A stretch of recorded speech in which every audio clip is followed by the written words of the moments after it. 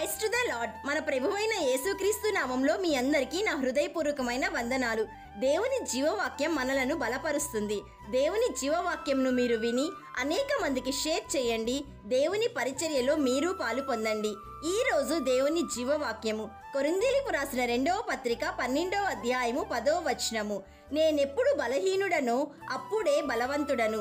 2 Corinthians chapter 12 verse 10. For when I am weak, then I am strong. లోకంలో ప్రతి ఒక్కరూ బలహీనతలు కలిగి ఉన్నారు. సాధారణంగా బలహీనతలను ఎవ్వరూ ఒప్పుకోరు. వాటిని సమర్థించుకుంటారు, వాటిని క్షమిస్తారు, దాచిపెడతారు. అయితే నీ బలహీనతల నుండి విడుదల కోరుకుంటున్నావా?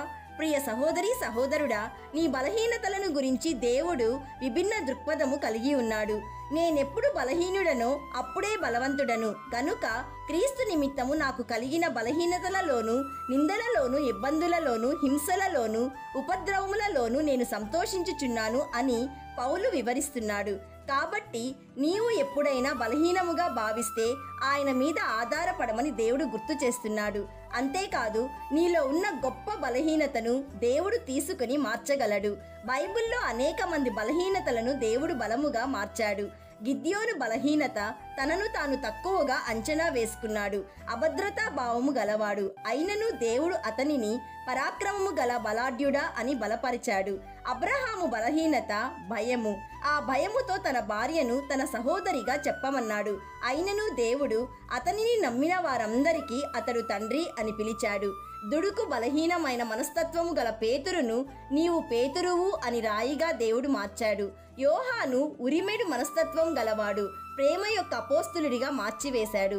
పౌలు తన బలహీనతలో బలవంతుడను అని సాక్ష్యం ఇస్తున్నాడు. ఇలా బలహీనతలను బలముగా మార్చుటలో దేవుడు నిపుణుడై ఉన్నాడు. కాబట్టి నీవు బలహీనుడవని, బలహీనురాలువని బాధపడవద్దు. నీ బలం సృష్టికర్త అయిన యేసుక్రీస్తు ప్రభువు. ప్రార్థన చేసుకుందాం, ఏకీభవించండి. సర్వశక్తిమంతుడవైన తండ్రి, ఈ రోజు జీవవాక్యం ద్వారా మాతో మాట్లాడినందుకు మీకు కృతజ్ఞతాస్తుతులు. తండ్రి, మేము బలహీనముగా ఉండగా మీ కుమారుని ద్వారా మమ్ములను బలపరుస్తున్నందుకు మీకు కృతజ్ఞతాస్తుతులు.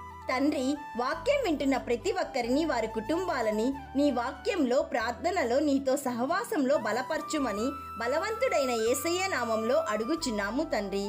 ఆమెన్. God bless you.